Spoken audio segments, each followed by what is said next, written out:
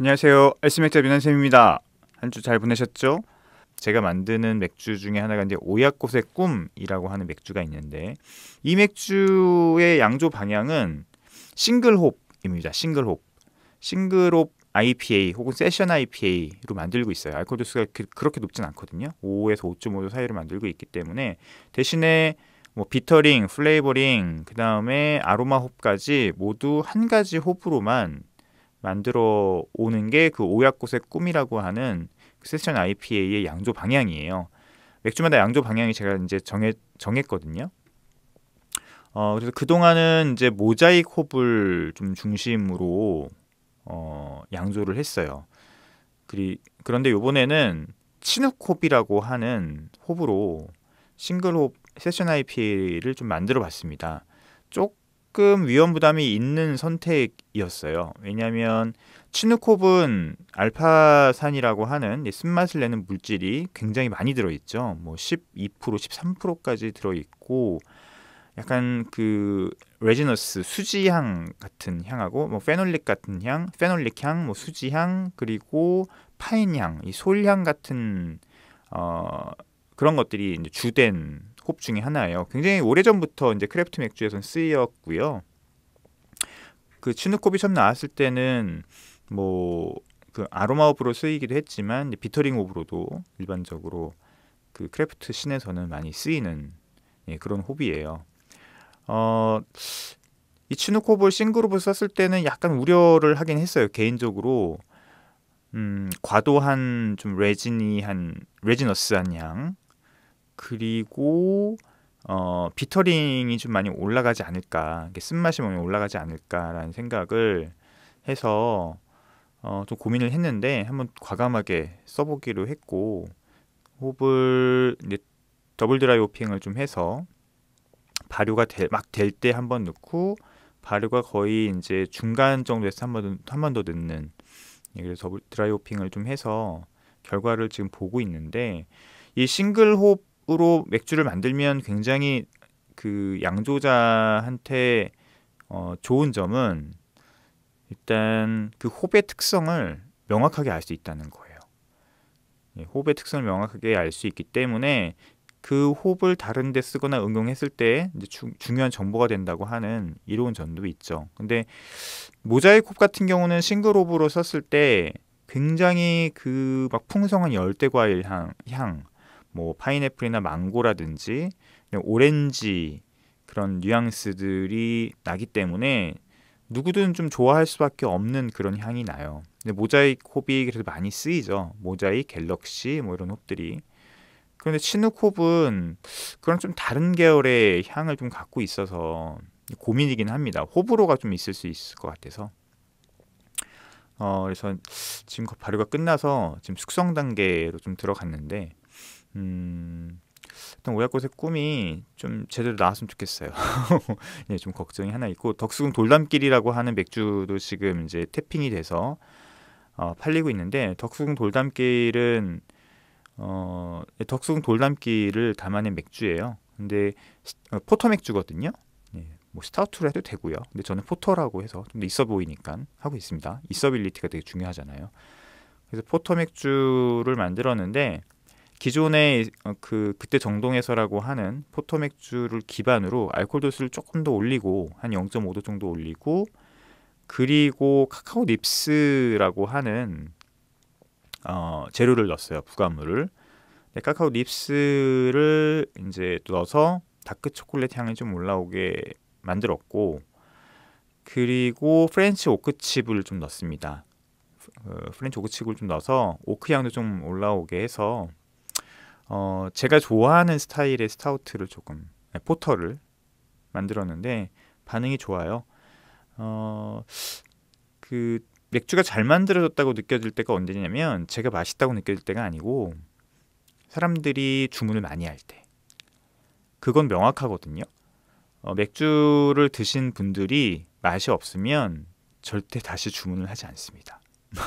그 당연한 거 아닌가요? 이상해, 뭐 맛이 없어, 혹은 나랑 취향이 안 맞아, 그러면 같은 맥주를 계속 주문하지 않거든요. 그런데 그 맥주가 되게 잘 나왔다 싶으면 뭐 어김없이 맥주를 계속 주문을 합니다. 근데 그런 반응들 보는 재미가 좀 쏠쏠하죠. 근데 저희 제가 만드는 맥주들은 재료를 진짜 많이 넣어요. 다른 이제 뭐 곳들도 얘기를 좀 들어보면 이제 재료를 넣는 그 비율이 좀 차이가 나는데 저는 좀 아낌없이 재료를 넣는 편입니다. 그래서 홉도 되게 많이 넣고요. 저희 이제 배치에 비해서 되게 많이 넣는 편이고 부가물도 좀 되게 많이 넣어요. 부가물 같은 경우는 넣는데 티가 안 나면 안 되잖아요. 제 소견인데 항상 부가물을 넣는 이유는 하여튼 그걸 넣어가지고 최종 맥주에서 그걸 넣은 티가 나야 되거든요. 어떻게든. 근데 그렇지 않으면 부가물을 넣을 필요가 없잖아요. 근데 향이라고 하는 게 분자에 따른 역치에 따라 좀 다르긴 하겠지만 조금 넣어서는 그 생물 혹은 그러니까 말린 생물, 뭐 건과일 같은 경우 아니면 다른 것들 뭐 이렇게 향신료 같은 경우도 마찬가지고요. 최종 맥주에서 그 향이 나게 하려면 양이 꽤 들어가야 돼요. 정말 역치가 정말 뭐 낮은 뭐 이런 정말 그런 것들 빼고는. 그래서 재료를 좀 아낌없이 넣는 편입니다. 그러다 보니까 최종 맥주에 드러나고 뭐 그렇게 되면은 그 향이 뭐 역하지 않는 이상, 이상하지 않는 이상 좋다고 느낄 수밖에 없거든요. 제가 편의점 4캔짜리 맥주 중에서 제대로 끝까지 마신 맥주가 별로 없어요. 그 맥주 까는 거라고 생각하셔도 돼요. 네. 뭐 그건 개인 취향이니까. 개인적으로는 한 캔을 다 마셔본 맥주가 별로 없습니다. 뭐 한두 모금 마시고 다 버려요. 예. 마실 가치가 없다는 제 개인적인 얘기예요. 제 개인적으로 마실 가치가 없다라고 느끼고 있고요. 그런 맥주들은 아깝다고 생각도 안 합니다. 그냥 다 하수구에 버려버립니다. 그리고 깔끔한 라거로 입가심을 하죠. 그렇습니다. 그리고 또 무슨 뭐 또 세븐일레븐하고 카브루에서 배민 뭐 이런 데서 굿이라고 하는 맥주를 또 만든다고 하네요. 뭐 이런 협업 맥주들의 특성은 맥주의 향미보다는 일단은 가격을 잡아야 되고요. 그리고 이제 뭐 네이밍이나 이런 데서 오는 마케팅을 노리는 거죠. 편의점 4캔 만원짜리 콜라보레이션 맥주를 마시고 한 번도 향미에 대해서 뭔가 가치를 느껴본 적이 없는 것 같아요. 아쉽지만 몇몇 라거 맥주들 같은 경우는 뭐 다 마실 수 있었지만 그런데 그 맥주들은 뭐 라거 맥주기 때문에 특별한 향미적으로 가치를 발견을 못했고요. 여기서도 이제 뭐 부드러운 목넘김에 초점을 맞춰 개발한 맥주라고 하네요. 알코올 도수가 3.7도래요. 그러니까 확실히 재료를 덜 넣은 가격을 고려할 수밖에 없다는 게 여기서 딱 드러나죠.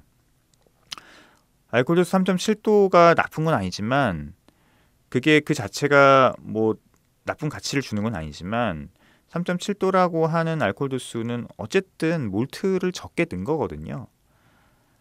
뭐 그럴 수밖에 없다고 생각을 하고 이런 추세는 앞으로도 계속 될 수밖에 없다고 생각합니다. 뭐 정말 계속 얘기했지만 인건비 오르고 재료비 오르고 그거는 막을 수가 없거든요. 계속 올라갈 거예요. 지금 홉도 오르고 있고 몰트도 오르고 있고 지금 뭐 난리인데 이 4캔만 원의 협업 맥주들 특히 뭐 이렇게 뭐 3개 회사들이 만나서 이런 협업 맥주들을 만들면 이익이 분산될 것이고 또 4캔만 원에 어떻게든 맞추려고 하다 보면 재료를 덜 넣을 수밖에 없죠. 그러니 맥주의 본질보다는 이런 네이밍이라든지 그런 광고 뭐 이런데 좀 더 초점을 맞출 수밖에 없는 것 같고요. 되고 있고 뭐 세븐브로이도 내년 하반기 IPO를 추진 중이라고 하고요. 어메이징 브루잉 컴퍼니와 카브루도 상장을 준비 중이라고 하네요. 네, 뭐 목적이 뻔하죠. 맥주보다는 기업의 성장을 좀 더 중요하게 생각하는 그런 모습들이라고 볼 수 있죠. 여기 보면 뭐 어메이징, 뭐 카브루, 세븐브로이 뭐 다 마찬가지로 일반 면허죠. 소규모 맥주 회사들이 아니에요. 그렇기 때문에 이런 맥주들을 크래프트 비어로 볼 수 있느냐 심각한 의문을 가질 수밖에 없고요. 크래프트 맥주에 대한 정의에 대해서 범주에 대해서는 이제 정말 얘기를 해야 될 때가 온 것 같습니다.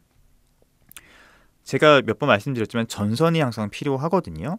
나의 정체성을 드러내기 위해서는 제일 쉬운 방법은 전선을 긋는 일이에요. 그러니까 나랑 다른 곳에 누군가 대척을 두고서는 나는 들고 다르다라고 하는 것들을 얘기하는 게 가장 쉬운 방법인데 그 전까지는 그 전선을 긋는 게 되게 애매했어요. 그러니까 대기업 맥주들 전선을 그을 것이냐 근데 명분이 좀 부족했거든요.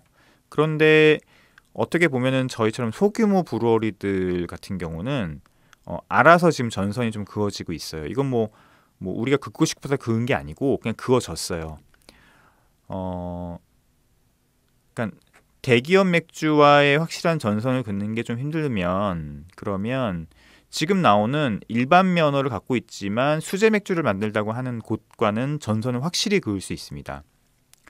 이들은 과연 이들이 수제 맥주냐라고 우리는 얘기를 할 수가 있는 거죠. 수제 맥주가 아니다. 소규모 브루어리도 아니고 이들이 만드는 맥주가 크래프트 비어, 그러니까 진짜 예전에 우리가 생각했던 수제 맥주라고 하는 그런 제품들이 갖는 가치랑도 다르다. 그래서 우리는 그들과 달라. 우리는 그들이 만드는 맥주가 달라라고 하는 얘기들을 이제 할 수 있게 된 거죠.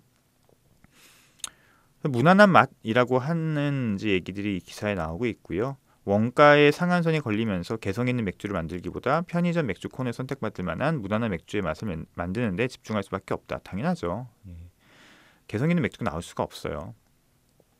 한 업계 관계자는 상당수 수제 맥주는 대기업이 위탁 생산을 맡고 있어 수제라고 부르기 어려울 것 같다.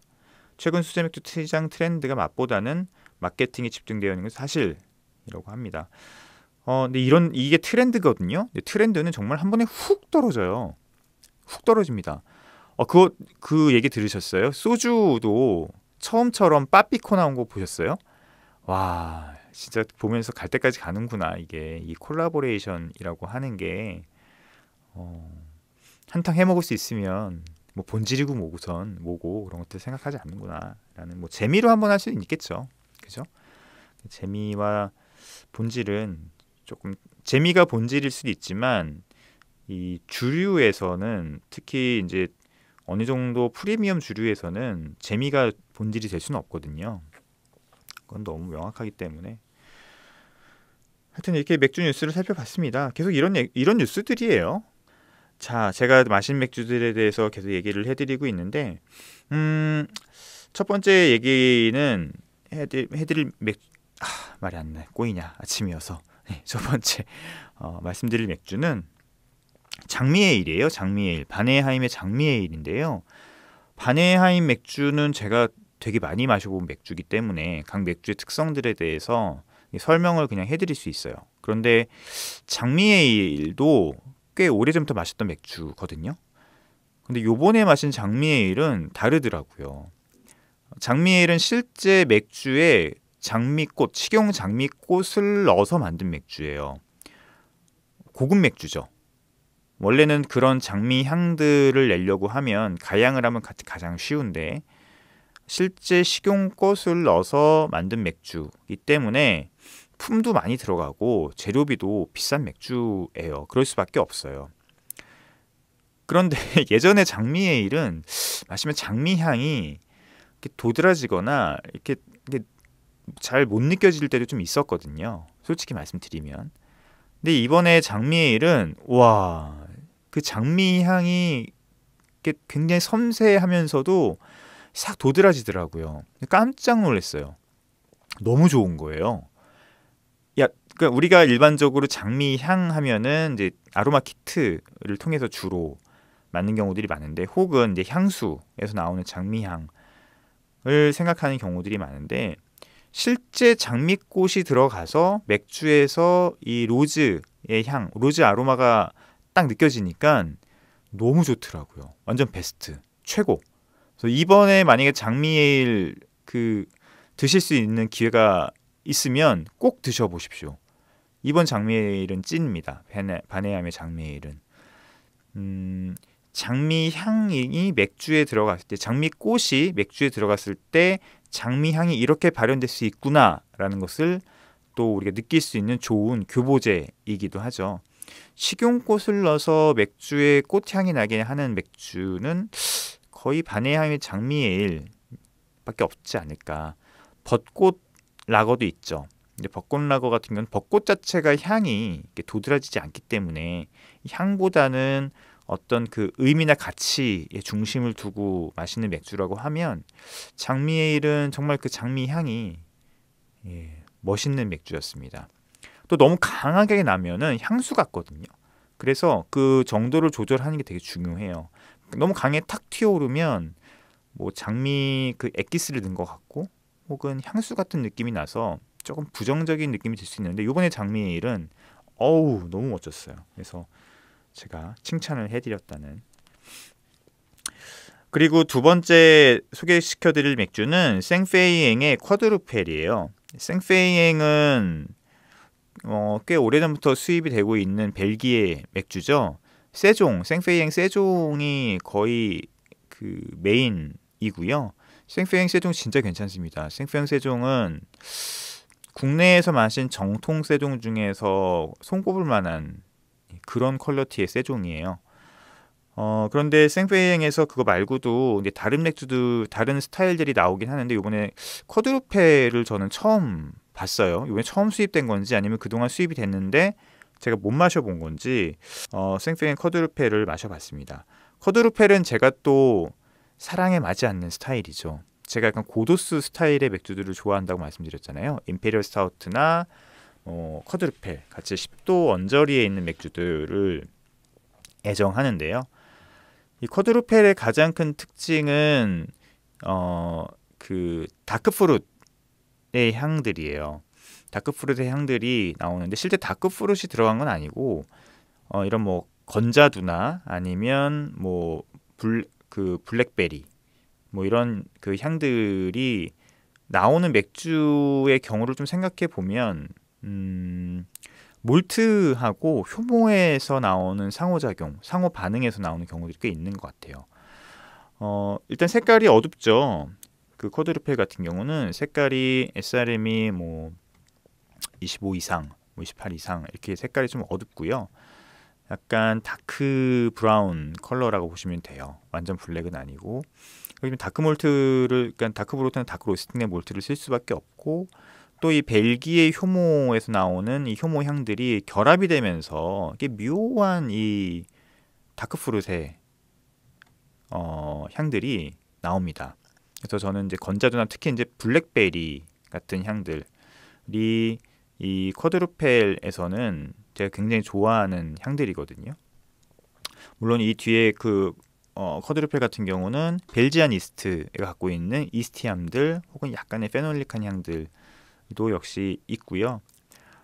굉장히 풀바디하고 단맛이 좀 있는, 단맛이 굉장히 뭉근하게 올라오는 것들도 있고 아니면 조금 절제된 것도 있습니다. 가장 대표적인 쿼드루펠 같은 경우는 뭐 그 뭐죠? 그 수도타 있는 거, 뭐죠? 버나두스. 생 버나두스의 쿼드루펠이 가장 가성비 측면에서는 좋고요. 뭐 베스트 블렌테렌 같은 경우도 쿼드루펠이 있고 많습니다. 로시포르 같은 경우 그 쿼드루펠이 있고요. 생페이eng의 쿼드루펠 같은 경우는 그 몰트의 뭐 단맛이나 강한 알코올 향보다는 다크 프루트에 나오는 향들이 굉장히 섬세하게 올라오는 맥주였어요. 특히 건자두 같은 향들이 정말 건자두를 씹어먹는 듯한 향이 물씬 올라왔고 개인적으로 굉장히 좋아합니다. 알코올 보통 부즈, 알코올 웜스라고 보통 얘기를 하거든요. 이 생페이안 같은 경우도 알코올 도수가 높기 때문에 이게 좀 절제가 되지 않은 맥주들에서는 이렇게 알코올의 뜨뜻함, 알코올 향이 이렇게 싹 올라오는데 이 맥주는 그러지 않았어요. 이 맥주는 그 알코올 웜스가 굉장히 절제가 되어 있어서 마시기 굉장히 편하더라. 예, 마시기 굉장히 좋았고 뭐 구매할 수 있으면 근처에서 구매할 수 있으면 몇 병 사놓고 먹어보고 싶은 그런 맥주였습니다. 그리고 세 번째 말씀드릴 맥주가 에일스미스 맥주예요. 에일스미스의 듀얼 익스포저라고 하는 맥주고요. 에일스미스인데 스톤하고 콜라보한 맥주. 제가 소개시켜드렸나? 하여튼 그 맥주고 이 맥주는 대중성은 좀 떨어지더라고요. 콜라보라고 하는 대표적인 두 양조사 크래프트를 대표하는 양조장들이 만나서 한 콜라보레이션의 의미는 있었지만 음용성은 좀 떨어지는 이게 IPA 맥주 더블 IPA 맥주거든요. 근데 여기에 히비스커스가 좀 들어갔어요. 히비스커스가 들어가서 그 약간 사워하면서도 약간 그 레드베리 계열의 그 향들이 올라오더라고요. 물씬 올라오는데 그런데 이제 약간 그 의도는 알겠으나 마시기는 조금 대중적이지 않은 비터함도 좀 있고 그리고 향미 계열이 우리가 더블 IPA라고 하면은 그 더블 IPA가 갖고 있는 약간 시트러스한 혹은 트로피칼한 계열들이 올라와서 그런 것들을 예상을 하는데 그런 것과 더불어서 히비스커스의 구기자 같은 그런 향이거든요. 그런 향미가 갖고 있어서 약간 사워한 향도 과일에서 올라오는 사워 향도 있고 그리고 약간 그 레드베리 계열의 좀 극단적인 레드베리 계열의 향들이 밑에 쫙 밑에 쫙 이렇게 둘러싸고 있으니까 히비스커스를 좋아하시는 분들, 그런 향미들을 좀 좋아하시는 분들은 어우 맛있다, 괜찮다라고 느끼시겠지만 그렇지 않은 분들 같은 경우는 약간 그 뭐랄까요, 안 어울린다, 뭐 이런 향도 느껴질 수 있을 것 같아요. 근데 저는 개인적으로는 재밌었습니다. 두 양조장의 콜라보레이션. 이 맥주가 왜 재밌었냐면 이 콜라보레이션을 하고자 한 방향을 읽을 수 있었기 때문에 그래요. 왜 이 에일스미스와 스톤이 콜라보레이션을 했지? 이 콜라보레이션을 통해서 뭘 구현하려고 하는지에 대한 것들이 명확하게 보였기 때문에 저는 되게 재밌게 마셨어요. 뭐 제 취향에 맞는다라고는 얘기 못하겠지만 되게 재밌게 마셨고 이 두 양조장이 만나서 이 더블 인디아 페일 에일이라고 하는 뭐 예전부터 수년 동안 존재해왔던 이 스타일의 이 히비스커스라고 하는 그 과일을 넣어서 좀 다른 방향으로 한번 보여주고 싶었구나라는 게 맥주에서 느껴졌거든요. 그래서 이 맥주는 굉장히 재밌었고 한번 기회가 되시면 경험해 보시는 것도 추천드리고 싶어요. 마지막으로 소개시켜드릴 맥주는 파운더스 포터예요. 뭐 워낙 유명하죠. 그리고 한국에서는 이 파운더스라고 하는 브루어리가 알려지게 된 그런 맥주이기도 합니다. 클래식이라고 보시면 될 것 같아요. 파운더스 포터 같은 경우는 아메리칸 포터의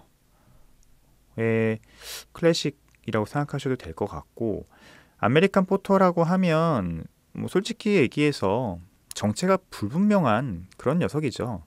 포터 자체가 뭐 정체가 불분명한 녀석으로 지금 됐으니까 아메리칸 포터는 사라진 포터를 다시 재해석한 미국에서 크래프트에서 재해석한 맥주라고 보시면 되고요. 일단 아메리칸이 붙으면 미국 홉이 들어갔다고 보시면 돼요. 이게 가장 큰 구별되는 그 지점입니다. 근데 파운더스 같은 경우는 마시기 굉장히 편하고 그 아메리칸 홉보다는 몰트의 그 밸런스들이 엄청 좋아요. 정말 다크 초콜릿과 카카오 그리고 약간 쿠키 같은 그런 향들이 이렇게 좀 묵직하게 서로 모여 있어요. 가볍게 막 위로 막 발산되는 게 아니고 묵직하게 위로 쭉 이렇게 모여 있어서 마시면서 그냥 고급스럽다, 기품이 있다, 이런 느낌을 가질 수 있는 맥주가 바로 파운더스 포터입니다. 그래서 영국의 포터들을 좀 마시기 힘들기 때문에, 그리고 영국의 포터들이라고 해서 뭐 특별한 향미들이 뭐 있는 건 아니기 때문에 만약에 포터가 궁금하신 분들은 이 파운더스 포터를 드셔보시는 것도 좋을 것 같아요. 영국의 포터들이 약간 뭐랄까요, 이게 좀 정제되지 않은 뭐 그런 느낌이라고 하면, 이 파운더스 포터 같은 경우는 굉장히 정제되고 기품 있고 이렇게 좀 깔끔한 그런 느낌을 좀 갖고 있어요. 이게 뭔가 그 세련된 신사 같은 그런 느낌이에요. 그 영국의 포터들이 약간 이렇게 좀 그 약간 껄렁껄렁대고 약간 그 빈티지스러운 신사라고 하면, 이 아메리칸 포터의 대명사인 파운더스 포터는 조금 더 깔끔하고 조금 더 세련된 느낌의 신사라고 생각하시면 될 것 같습니다. 이 맥주는 와인앤모 이런 데 있고, 그 요즘 유행하는 그 뭐죠? 주류 온라인 스토어 같은 거, 예, 그런데 보시면 좀 쉽게 구하실 수가 있어요. 그래서 좀 클래식한 아메리칸 포터로서 드셨으면 좋겠다라고 말씀을 드립니다. 자, 얘기하다 보니까 오늘 방송을 또 마무리해야 될 것 같습니다. 건강하시고요. 우리 RC 맥주 멤버들이 다음 주에는 꼭 모셔야 될 텐데 걱정입니다. 하여튼 다음 주에도 건강한 모습 다시 뵙겠습니다. 안녕히 계십시오.